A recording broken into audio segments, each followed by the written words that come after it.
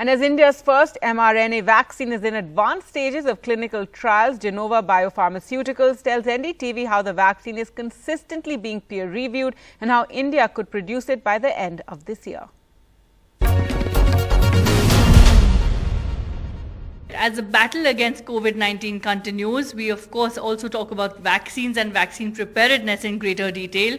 Joining us for an exclusive conversation on perhaps India's first mRNA vaccine is Dr. Sanjay Singh from Genova Pharmaceuticals and the effort and the highlights thereby at the moment. Thank you so much for joining us, sir, and thank you for this interaction. I'd like to begin by asking you, could you take us through the stage at which this vaccine is at the moment? Has it been peer reviewed? And when can India perhaps get India's first mRNA vaccine?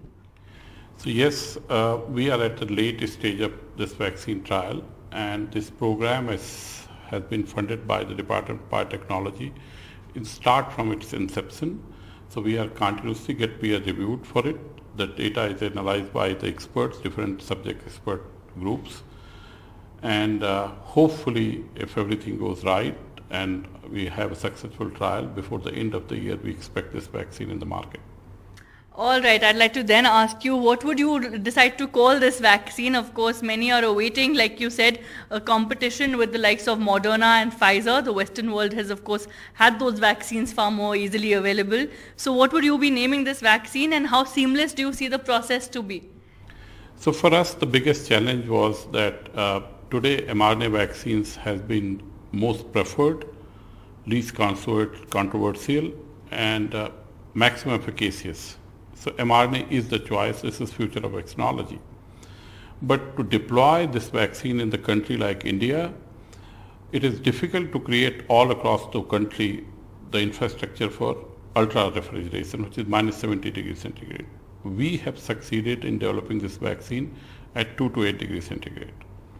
That is one of the biggest advantage, and at present we have basically the code word is HGCO19, but hopefully we'll decide what to come as soon as we come closer to the approval process. There have also been increasingly recent concerns about vaccines for children, sir. What are your views on that?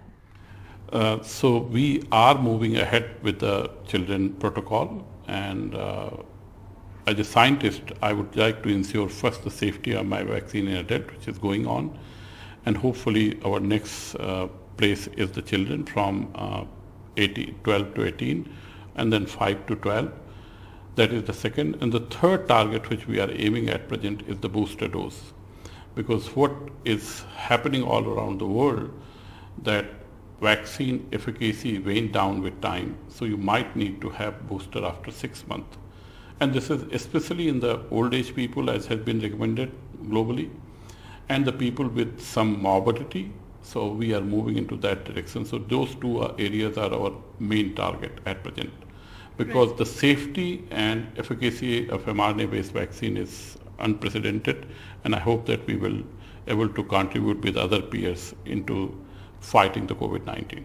All right, so of course a fresh hope there, but I'd like to end by asking you, what is your message to those who are still very hesitant, vaccine hesitancy? How do you feel India can battle that? Of course, globally also we have seen there is vaccine hesitancy. Your message to those who feel, oh, we'll have our vitamins, or we will have whatever it takes to be healthy, and we will not take the vaccine. So what is your message to those people? So basically, to eradicate these kind of diseases which are transmissible, only tool to fight them is the vaccination. We have succeeded in the country, and I'm very proud Indian that we have eradicated polio, and which was the misery for millions of children. So similar way, we don't want people to suffer because of somebody else's hesitancy.